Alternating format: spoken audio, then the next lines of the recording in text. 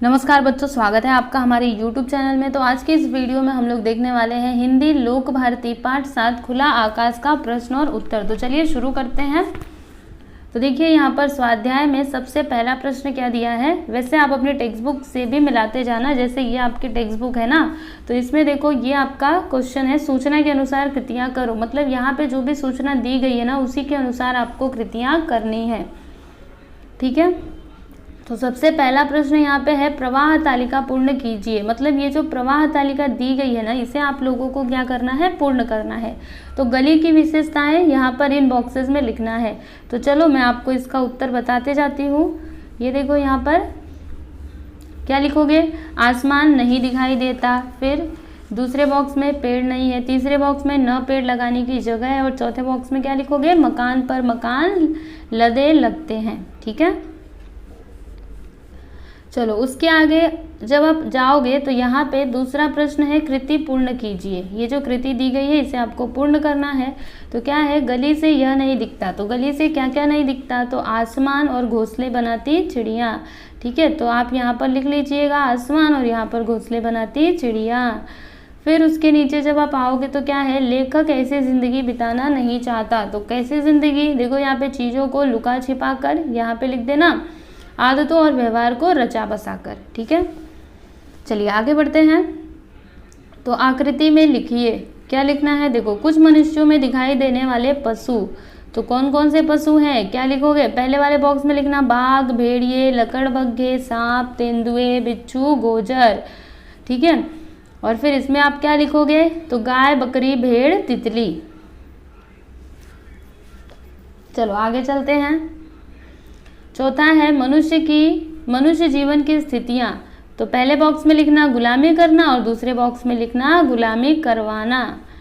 फिर अगला है लिखिए, क्या लिखिए, तो घर से बाहर झांकने पर यह दिखाई देता है, क्या दिखाई देता है, मकान ही मकान, एक गंदी व तंग गली। चलो आगे चलते हैं। लेखक किनकी सेवा में लगे हैं, तो किनकी सेवा में लगे हैं, तो कंप्यूटर और मोटर। आगे चलते हैं। अभिव्यक्ति, यहाँ पे प्रश्न क्या है कि जो हम शौक से करना चाहते हैं उसके लिए रास्ते निकाल लेते हैं, इसका सोदाहरण अर्थ लिखिए।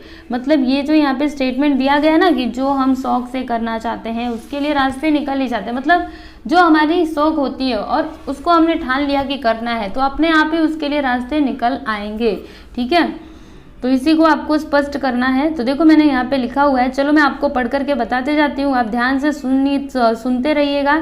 ठीक है, तो क्या दिया है इसमें, देखो किसी काम को करने की यदि हमारी इच्छा नहीं है तो वह काम कभी पूरा नहीं होगा। सही बात है ना, मतलब कोई काम है, अभी वो आपको करने का बिल्कुल भी मन नहीं है, मतलब आपके अंदर ऐसा है ही नहीं कि हम उस काम को करें, आप मन से चाहते ही नहीं हो, तो वो काम आपका पूरा हो ही नहीं सकता। कोई ज़बरदस्ती आपसे वो काम करवाए तो 100% वो नहीं पूरा होने वाला, क्योंकि आपकी इच्छा ही नहीं है ना उस काम को करने की। समझ में आया।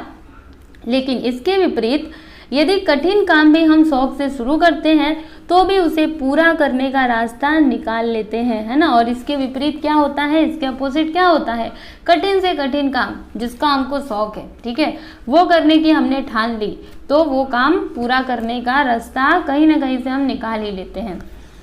संसार में इसके बहुत सुंदर उदाहरण मिलते हैं। हमारे भारत के मिसाइल मैन के नाम से मशहूर डॉक्टर एपीजे अब्दुल कलाम को सभी जानते हैं। आप लोग जानते होंगे, 7वीं 6वीं 8वीं में आपने पढ़ा होगा एपीजे अब्दुल कलाम जी के बारे में, है ना। वे बहुत गरीब परिवार से थे। उन्होंने जीवन में बहुत सारी मुसीबतें देखी और उनका सामना किया, लेकिन अपने लक्ष्य से कभी नहीं भटके। इच्छा शक्ति व परिश्रम के बल पर सफलता प्राप्त की जिन्होंने डॉक्टर एपीजे अब्दुल कलाम ने।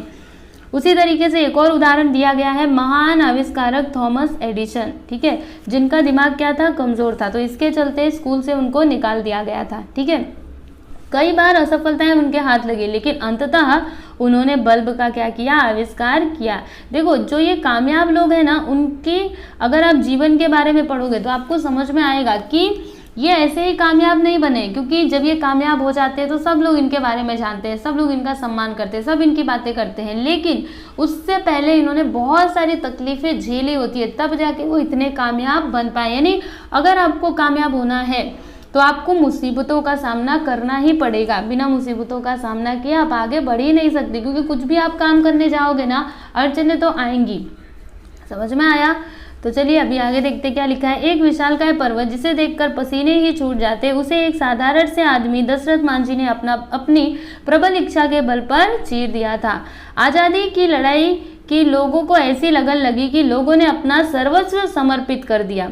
इस विश्व में अनगिनत लोग हैं जिन्होंने अपने शौक को पूरा करने के लिए अपना सर्वस्व निछावर कर दिया और अंततः सफलता का स्वाद भी चखा। इससे सिद्ध होता है कि यदि मन में दृढ़ संकल्प हो और काम के प्रति लगन अर्थात शौक हो तो मुश्किलें स्वयं ही रास्तों से हट जाती हैं और मंजिल खुद ब खुद कदम चूमती है। ठीक है बच्चों, तो ये आप लोग को लिखना था। वैसे इसका उत्तर आप लोग खुद से भी लिख सकते हो अपने मन से।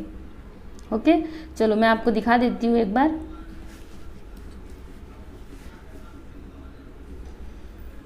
आगे देखिए, यहाँ से आपका स्टार्ट हो रहा है भाषा बिंदु। तो ये क्या है? व्याकरण का पार्ट है। ठीक है, तो अगर आप व्याकरण पढ़े रहोगे तभी आपको यहाँ के क्वेश्चन समझ में आ पाएंगे। तो चलिए देखते हैं यहाँ पे पहला क्वेश्चन क्या है। निम्नलिखित संधि विच्छेद की संधि कीजिए और भेद लिखिए। तो यहाँ पे ये जो संधि दिए गए हैं ना, चलो मैं आपको एक बार ये क्वेश्चन टेक्स्ट बुक में दिखाती हूँ। ये देखो, ये जो संधि विच्छेद दिया गया है, इसका संधि शब्द लिखना है और संधि का भेद लिखना है। यानी इसका भेद क्या है, विसर्ग संधि है कि स्वर संधि है या फिर व्यंजन संधि है, कौन सा संधि है। ठीक है, तो चलो उत्तर मैं आपको बताती हूँ। यहाँ पे शब्द में आप क्या लिखोगे? दुर्लभ। यहाँ पे क्या लिखोगे? महात्मा। देखो इसका भेद भी लिखा गया है, विसर्ग संधि, स्वर संधि, फिर अनासक्त तो व्यंजन संधि, अंतः धन चेतना तो अंतस चेतना हो जाएगा विसर्ग संधि, उसके बाद सम धन तोष संतोष तो ये क्या हो जाएगा? व्यंजन संधि। फिर ये लास्ट में सदा एव क्या हो जाएगा? सदैव। ये कौन सा संधि है? स्वर संधि है। ठीक है, अगला प्रश्न देखना। तो ये भी आप अपनी टेक्स्ट बुक में देखोगे तो अच्छे से समझ आएगा। क्वेश्चन क्या है? निम्नलिखित शब्दों के संधि विच्छेद कीजिए और भेद लिखिए। अभी देखो ये यहाँ पे शब्द दिए गए हैं, इनका संधि विच्छेद करना है और आपको इसका भेद लिखना है। तो चलो संधि विच्छेद में आपको बताती हूँ। यहाँ पे देखो, सज्जन का संधि विच्छेद क्या होगा? सत धन जन, इसका भेद हो जाएगा व्यंजन संधि। फिर नमस्ते का नमः धन ते, नमस्ते हो जाता है और यहाँ पे विसर्ग संधि। स्वागत तो सु प्लस आगत, स्वागत, स्वर संधि हो जाएगा ये। दिग्दर्शक तो क्या होगा? दिक धन दर्शक, दिग्दर्शक। ओके, व्यंजन संधि। यद्यपि, यदि धन अपि, यद्यपि। ठीक है, ये हो जाएगा स्वर संधि। फिर दुस्साहस, दुह धन साहस, ये हो जाएगा विसर्ग संधि। अगला प्रश्न यहाँ पे है कि निम्नलिखित आकृति में दिए गए शब्दों का विच्छेद कीजिए और संधि का भेद लिखिए। देखो बच्चों, आकृति यहाँ पर दी गई है, आप देख सकते हो। ये देखो टेक्स्ट बुक में आपके ये आकृति में ना कुछ शब्द दिए गए हैं, तो इन शब्दों का आपको विच्छेद करना है और फिर उसका भेद भी लिखना है। तो चलो उत्तर मैं आपको बताती हूँ। देखो ये सभी आपको तभी समझ आएंगे जब आप संधि पढ़े रहोगे तब। ठीक है, और अभी आप 10th क्लास में हो तो मैं ऐसा उम्मीद करती हूँ कि आपने संधि पढ़ा होगा, आप लोग को आता होगा। लेकिन फिर भी अगर आपको नहीं आता है तो आप मुझे कमेंट करके बता सकते हो।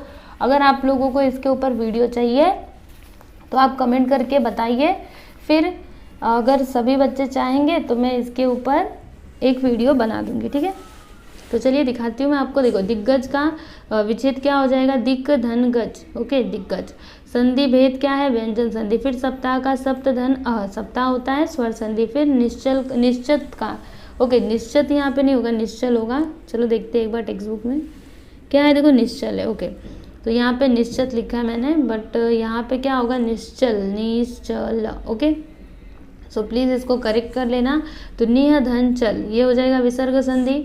उसके बाद यहाँ पर ये ल है भानुदय, तो क्या हो जाएगा? भानु धन उदय, भानुदय, स्वर संधि हो जाएगा। फिर नि संदेह, तो क्या होगा? निह धन संदेह, ये विसर्ग संधि हो जाएगा। सूर्यास्त, सूर्य धन अस्त, स्वर संधि। ओके, चलो अभी आगे देखते हैं। तो आगे मैं आपको यहाँ पे प्रश्न दिखाना चाहूँगी। पाठों में आए संधि शब्द छांटकर उनका विच्छेद कीजिए और संधि का भेद लिखिए। देखो बच्चों, इस पाठ में जो भी संधि शब्द आए होंगे उनको आप क्या करो? लिखो और उनका विच्छेद करो, फिर उसका भेद करो। ठीक है, भेद लिखो। तो देखो शब्द क्या है? अपेक्षा, निर्जीव, स्वार्थी, संपूर्ण, उज्ज्वल, ये सभी शब्द हैं। अभी इसका विच्छेद क्या हो जाएगा? अपेक्षा का अपधन इच्छा, ये स्वर संधि हो जाएगा। फिर निर्जीव, निर्धन जीव, निर्जीव होता है विसर्ग संधि। स्वार्थी, स्वधन अर्थी, उसके बाद संपूर्ण का समधन पूर्ण, ये हो जाएगा व्यंजन संधि। उसके बाद उज्ज्वल, तो उत्धन ज्वल उज्ज्वल, ठीक है, ये हो जाएगा व्यंजन संधि। ओके, तो ये यहाँ पे खत्म होता है। उसके आगे क्या है बच्चों, अपठित गद्यांश। देखो मैं आप लोगों को दिखा देना चाहती हूँ, ये देखो अपठित गद्यांश। तो इसमें जो भी प्रश्न दिए गए ना, इनके उत्तर मैं आप लोगों को अगले वीडियो में दूंगी, मतलब जो हमारा आगे आने वाला वीडियो है उसमें मैं आपको इसमें जो प्रश्न दिए गए हैं अपठित गद्यांश में इनके उत्तर बताऊंगी, ठीक है। उसका लिंक मैं आपको डिस्क्रिप्शन में भी दे दूंगी, इसीलिए आप अगले वीडियो का इंतज़ार करो, उसमें आपको इन सभी क्वेश्चंस के भी आंसर मिल जाएंगे। ओके, धन्यवाद।